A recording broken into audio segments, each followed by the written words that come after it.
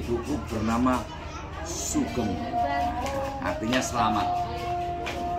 Ibuku bernama Raden Ajeng Suwarti.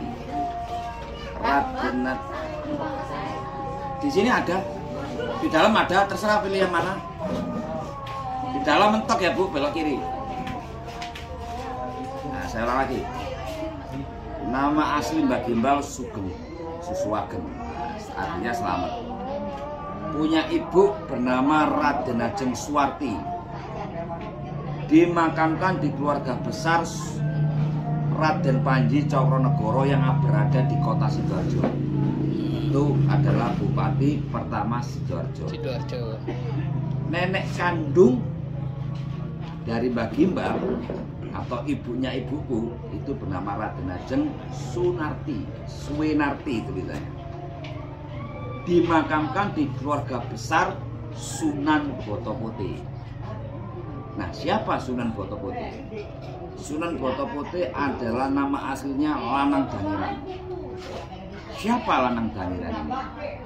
Lanang Dangiran ini adalah seorang musafir yang bertapanya di laut, ngintir, pakai perahu.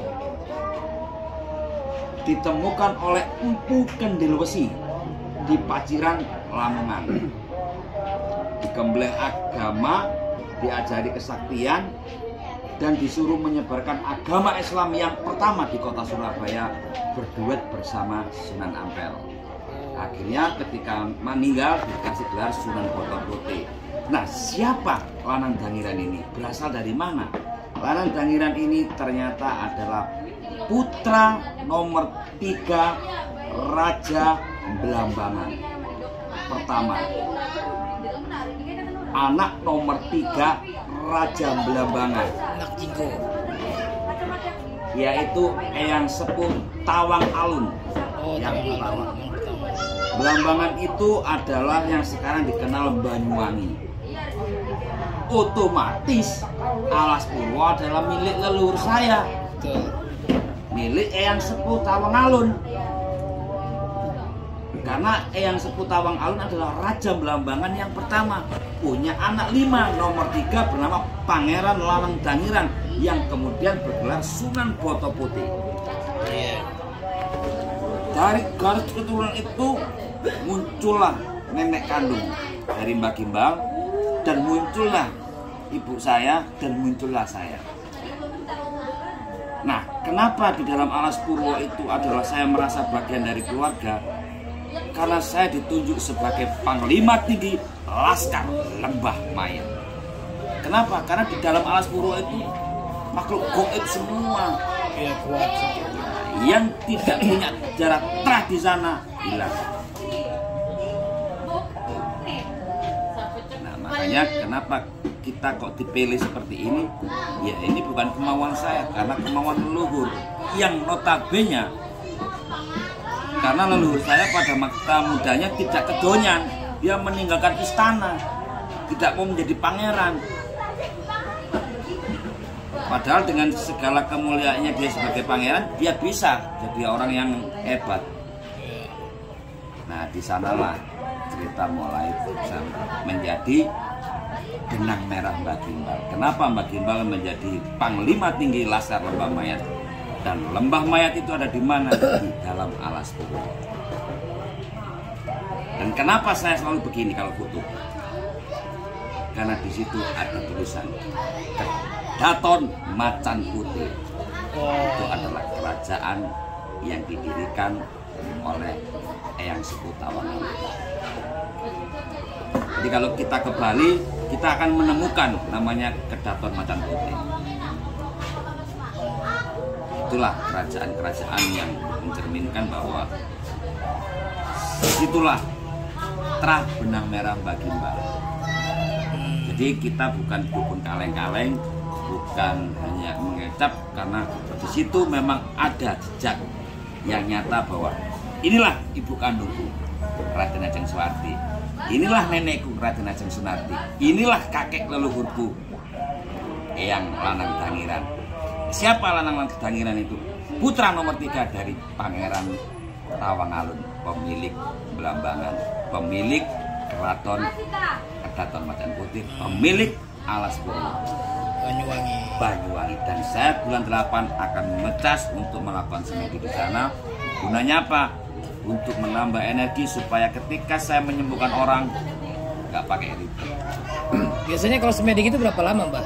Wah, jangan tanya berapa lama. Yang perlu itu niatnya. Sama dengan kita mau ke Bekasi ke sini. Kalau nggak akan niat, nggak akan nyampe. Semua itu terukur dari niat. Dekat aja, tapi kalau nggak niat, nggak akan nyampe. Betul.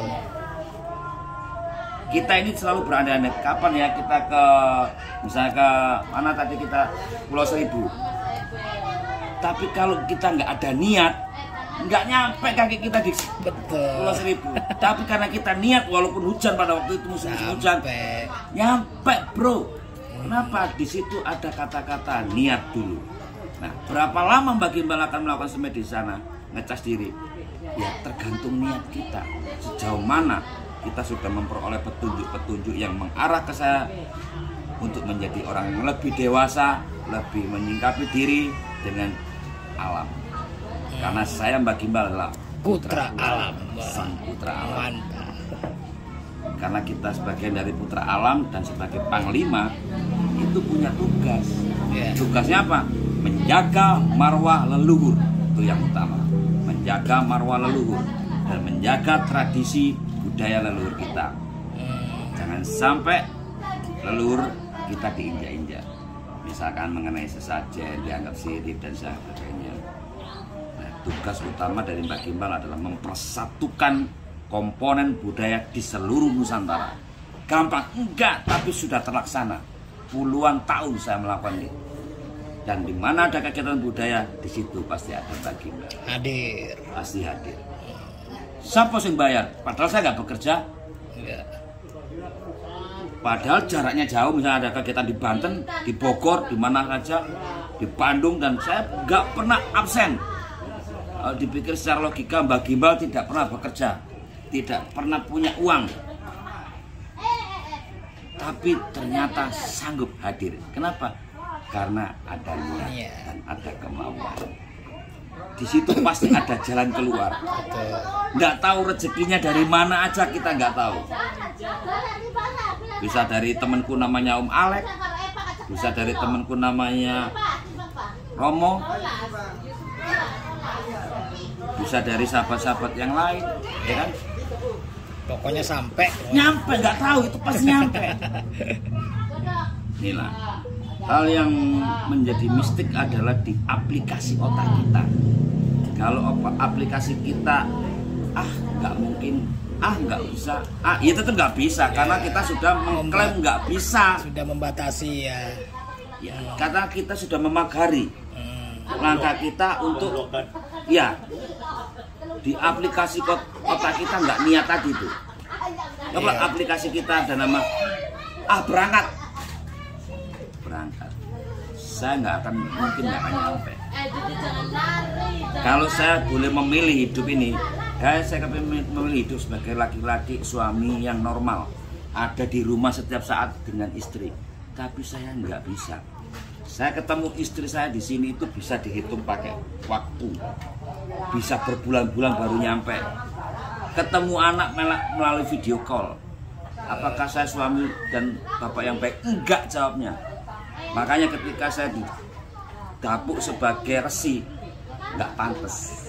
Karena resi itu harus panutan. Lah aku bukan menjadi contoh bagi anak-anak istriku kok. Pulang aja enggak, mandi aja enggak. Mandi hanya 1 minggu sekali. Paling cuci muka, gosok gigi, selesai. Nongkrong. Apa dari contoh?